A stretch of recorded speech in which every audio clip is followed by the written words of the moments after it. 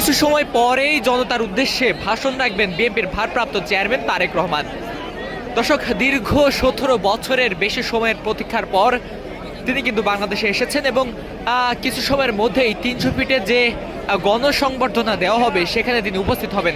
দেখছেন যে তাকে গণসংবর্ধনা দেওয়ার জন্য লাখ লাখ মানুষ এই মুহূর্তে 300 ফিটের যে সমাবেশী স্থল রয়েছে সেখানে কিন্তু অবস্থান করছেন। আমরা দেখেছি গত কয়েকদিন যাবতই সারা বাংলাদেশের বিভিন্ন জায়গা, বিভিন্ন জেলা, বিভিন্ন উপজেলা থেকে নেতা পর্যায় থেকে শুরু করে যে সকল সাধারণ মানুষ রয়েছেন তারাও কিন্তু ঢাকার উদ্দেশ্যে এসেছেন বিএনপির ভারপ্রাপ্ত চেয়ারম্যান তারেক রহমানকে গণসংবর্ধনা দেওয়ার জন্য। দেখছেন যে বিভিন্ন রাজনৈতিক দলের নেতাকর্মীরাও কিন্তু এখানে এসেছেন। গণ অধিকার পরিষদের ভিপি নূর থেকে শুরু করে জাতীয় পর্যায়ে যে সকল নেতাকর্মীরা রয়েছেন তারাও কিন্তু এই গণসংবর্ধনা অনুষ্ঠানে এসেছেন। দীর্ঘ 17 বছর পর তারেক রহমান কিন্তু বাংলাদেশে এসেছেন। কিছু সময় আগেই হযরত শাহজালাল আন্তর্জাতিক বিমানবন্দরে তাকে বহনকারী যে বিমানটি রয়েছে সেই বিমানটি কিন্তু অবতরণ করছে এবং দেখছেন যে বিমানবন্দরে ইমিগ্রেশন শেষ করে তিনি কিন্তু যে সেনাবাহিনী প্রোটোকল রয়েছে সেনাবাহিনী প্রোটোকলের মধ্য দিয়েই সংবর্ধনা স্থলের উদ্দেশ্যে রওনা হয়েছেন এবং কিছু সময়ের মধ্যেই তিনি এখানে এসে উপস্থিত হবেন।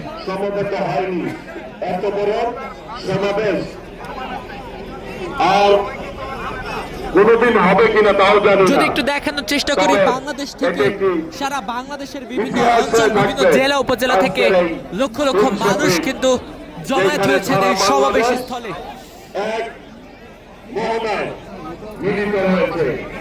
বাংলাদেশের এমন কোন 2008 সালে তত্ত্বাবধায়ক সরকারের সময় দেশ ছেড়েছিলেন বিএনপির ভারপ্রাপ্ত চেয়ারম্যান তারেক রহমান এবং তার পরবর্তীতে 24 জুলাই অভ্যুত্থান পরবর্তীতে তারেক রহমানের দেশে ফেরা নিয়ে অনেক সমালোচনা, অনেক সমাগম, অনেক আলোচনা উঠলেও তিনি কিন্তু দেশে আসেন। পরবর্তীতে বিএনপির ভারপ্রাপ্ত চেয়ারম্যান তারেক রহমান, চেয়ারপারসন তারেক রহমান তিনি অসুস্থ হয়ে রাজধানীর এভারকেয়ার হাসপাতালে ভর্তি হওয়ার পরে বিএনপির চেয়ারম্যান তারেক রহমানের দেশে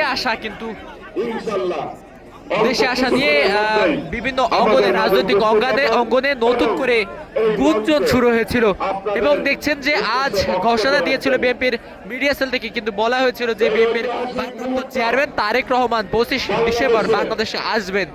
দেখছেন যে 25 ডিসেম্বর বিএনপির ভারপ্রাপ্ত চেয়ারম্যান বাংলাদেশে এসেছেন এবং বিমানবন্দর থেকে যদি একটু দেখানোর চেষ্টা করি, দেখছেন যে বিমানবন্দরের ভিআইপি প্রোটোকলের মাধ্যমেই তিনি কিন্তু এসেছেন। এই মুহূর্তে দেখছেন যে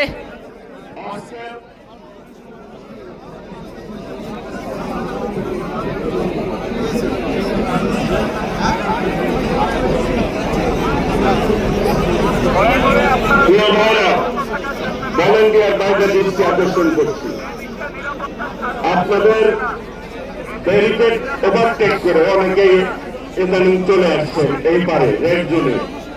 দয়া করে আপনাদের যে দায়িত্ব দেওয়া হয়েছে। দর্শক, কিছু সময় পরে এই বিএনপির ভারপ্রাপ্ত চেয়ারম্যান তারেক রহমান সংবর্ধনা স্থলে এসে উপস্থিত হবেন এবং জাতির উদ্দেশ্যে তিনি জনতার উদ্দেশ্যে তিনি কিন্তু ভাষণ দিবেন। লক্ষ লক্ষ জনতা তার কথা শোনার জন্য, তাকে এক নজর দেখার জন্য কিন্তু অপেক্ষা করছেন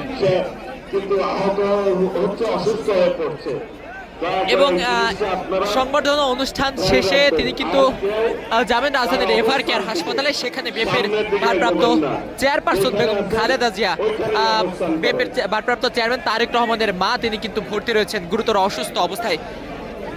সেখানে তিনি কিন্তু তার মায়ের সাথে দেখা করবেন। পরবর্তীতে দেখা শেষে তিনি কিন্তু যাবেন তার যে বাসভবন রয়েছে ফিরোজা, শেখ গুলশানের বাসভবন ফিরোজায় তিনি অবস্থান করবেন